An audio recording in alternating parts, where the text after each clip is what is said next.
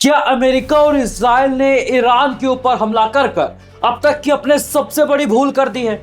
आखिर कहां चूक गया वो कलयुग का हिटलर डोनाल्ड ट्रंप?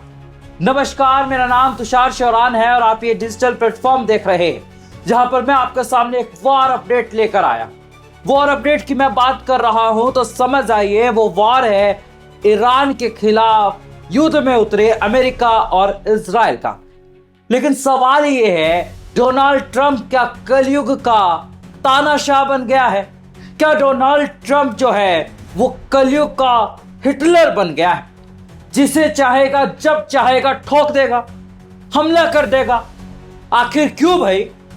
कौन रोकेगा इस कलयुगी हिटलर डोनाल्ड ट्रंप को? डोनाल्ड ट्रंप पर रोक जरूरी है।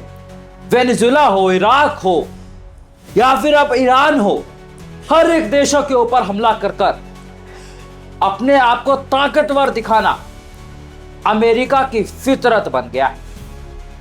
वेनेजुला में जो हुआ वो सबने देखा, वहां के कैसे नेताओं को उठाकर जेल में डाला। लेकिन ट्रंप गलती कर बैठे। ट्रंप भूल गए थे कि ये ईरान है, ईरान मुंह तोड़ जवाब देता है। ये वो कम्युनिटी है जो कम्युनिटी शहादत देने में बिलीव रखती है, युद्ध लड़ने में बिलीव रखती है। और इसीलिए ईरान के टॉप लीडरशिप खामेनाई के साथ जो भी खत्म हुई, उसके बावजूद ईरान जो है वो डटकर युद्ध के मैदान में खड़ा हुआ है। आपको मैं बता दूं, ईरान ने इजराइल पर मिसाइल अटैक कर दिया है। बहुत बड़ी खबर आपको बता दूं, लगातार इजराइल जो है वो अब हमले झेल रहा है ईरान की तरफ से। ये वही इजराइल बेंजामिन नेतन्याहू जो कि ईरान को खत्म करने की कोशिश कर रहे थे, अब उसी इजराइल के ऊपर ईरान जमकर बरसा रहा है अपनी मिसाइलें। बहुत बड़ी खबर इस समय आपको बता दें, खाड़ी देशों में ईरान का तांडव जारी। खाड़ी देशों में अमेरिकी बेस ईरान ने तबाह किए। ईरान के पास देखिए ड्रोनों की क्षमता बहुत ज्यादा है और मिसाइलें बहुत ज्यादा है। हालांकि वायुसेना ईरान की इतनी मजबूत नहीं है, लेकिन ईरान के मिसाइलों से अमेरिकी बेस तबाह हो गए हैं। आपको बता दें, बहरीन में ईरान ने अमेरिकी एयरबेस को तबाह कर दिया है। बड़ी खबर आपको बता दें, इस समय युद्ध से मैदान से बड़ी खबर आ रही है, जहां पर बहरीन हो, अबू धाबी हो या फिर और कोई भी देश क्यों ना हो, खाड़ी देशों में ईरान ने तांडव मचा दिया है। ईरान का रौद्र रूप देखकर डोनाल्ड ट्रंप और नेतन्याहू की नींदें उड़ गई है। अब डोनाल्ड ट्रंप ने मीडिया से बातचीत करते हुए कहा है कि हम लोग अब 3 से 4 हफ्तों में इस युद्ध का समापन कर देंगे, यानी कि ईरान को 3 से 4 हफ्तों में हरा देंगे। लेकिन यही ट्रंप शुरुआत में बोलते थे 1 से 2 दिन में ईरान को हम हरा देंगे। अब जरा इतिहास में चलिए। अमेरिका जब जब युद्ध में अपनी सेनाओं को उतारता है तो अमेरिका को हासिल क्या हुआ? अफगानिस्तान हो, इराक हो या फिर कोई और भी देश क्यों ना हो, अमेरिका ने अपनी सेनाएं उतारी। लेकिन उसके बाद अमेरिकी सेना को नुकसान हुआ, पैसों का, जान माल का, लेकिन अमेरिका को वापस लौटना पड़ा। यानी कि अमेरिकी सेना जो है जमीन पर काम करने के लिए इतनी मजबूत नहीं मानी जाती, हालांकि अमेरिकी वायुसेना मजबूत मानी जाती है। अब आपको बता दें कि एक अमेरिकी न्यूज चैनल में एक बड़ा दावा किया गया है। वो दावा क्या किया गया है? अमेरिका के रिटायर्ड आर्मी कर्नल ने यह दावा किया है। क्या कहा है उन्होंने, मैं आपको जरा एक बार वो बताता हूं। अमेरिका के सभी सैन्य ठिकाने तबाह हो चुके हैं, हमारे बंदरगाह और हार्बर इंस्टॉलेशन भी नष्ट कर दिए गए हैं। अब हमें भारत और भारतीय बंदरगाहों पर निर्भर होना पड़ रहा है। यानी कि पूर्व अमेरिकी आर्मी कर्नल ये बयान दे रहे हैं कि अमेरिकी बेस जो है वो पूरी तरीके से ईरान ने तबाह कर दिए है। क्या कहा, पूरा बयान सुन लीजिए। What about China's ability to impact outcomes in the Straits of Hormuz with what is now the government of Iran and then 50% of their oil on the other side waiting to get through? Well, China and Russia are sitting on the sidelines monitoring everything. They're in close touch with the government.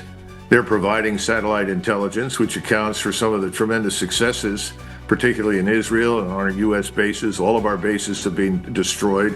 our harbor installations are destroyed. We're actually having to fall back on India and Indian ports, which are less than ideal. That's what the Navy says. And I think Iran, much to our disappointment, is faring very, very well. The question is, how long can we keep this up? I think logistics is the vulnerable part of this entire operation. Remember, you've got to go back and reload. You've got to fly things in. You've got to sail in. Iran is a continental power, 93 million people, the size of Western Europe. Both China and Russia are continental powers. They don't have supply chain problems. Their manufacturing capabilities are intact.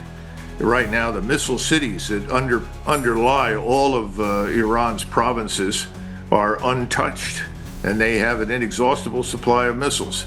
I think this is going to go on for some time, and the question is, when does Israel step up and say they've had enough? We went through that before during the 12-day war. When do they say this is too much? When do they say if this doesn't stop, we use a nuclear weapon? That's what I would be concerned about, and that's where President Trump, who really doesn't appear to be in charge, Mr. Netanyahu does, has got to be prepared to step in and say, no, there will be no use of nuclear weapons. That's what I worry about. तो सुना आपने ये बयान कैसे बताया जा रहा है पूर्व अमेरिकी कर्नल के द्वारा, रिटायर्ड कर्नल के द्वारा, कि कैसे ईरान ने अमेरिका को धूल चटार दी है, अमेरिका को नर्वस कर दिया है, पैनिक सिचुएशन में डाल दिया है। क्योंकि अगर ये युद्ध और लंबा खिंचता हुआ दिखाई देता है तो यकीनन डोनाल्ड ट्रंप के ऊपर अमेरिकी आवाम का प्रेशर बनता हुआ दिखाई देगा, क्योंकि पैसों का नुकसान भी डोनाल्ड ट्रंप को होता हुआ, अमेरिका को होता हुआ दिखाई देगा। आपको बता दें, अब तक 13,000 करोड़ रुपए अमेरिका युद्ध में खर्च कर चुका है। बड़ा आंकड़ा है ये। अब तक 13,000 करोड़ रुपए अमेरिका युद्ध में खर्च कर चुका है। किसके लिए? इजराइल के लिए। वो इजराइल जिसके प्रधानमंत्री नेतन्याहू के ऊपर देश में इतने सारे मुकदमे चल रहे।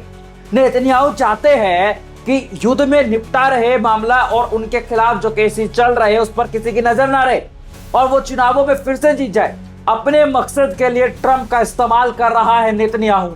और भारत सरकार क्या कर रही है? चुप क्यों है भारत सरकार? भारत सरकार क्या दोनों देशों को एक साथ नहीं देखती है? खमेनी की हत्या हुई, मौत नहीं, हत्या है, मारा गया है एक देश के मुखिया को, लेकिन हमारी देश की सरकार ने उसकी निंदा तक नहीं, एक ट्वीट तक प्रधानमंत्री नरेंद्र मोदी की तरफ से नहीं किया गया। जनाब, सवाल यह है, और बाकी देशों के प्रधानमंत्री प्रिंस के साथ फोन पर बात हो रही, क्यों? क्या यह हमारी विदेश नीति का फेलियर है? सवाल यह। इसी सवाल के साथ मैं आपसे अभी विदा ले रहा हूं। ऐसे ही तमाम अपडेट्स के लिए हमारे साथ बने रहिए और अगर आपको वीडियो पसंद आए तो वीडियो को ज्यादा से ज्यादा शेयर कीजिए। धन्यवाद।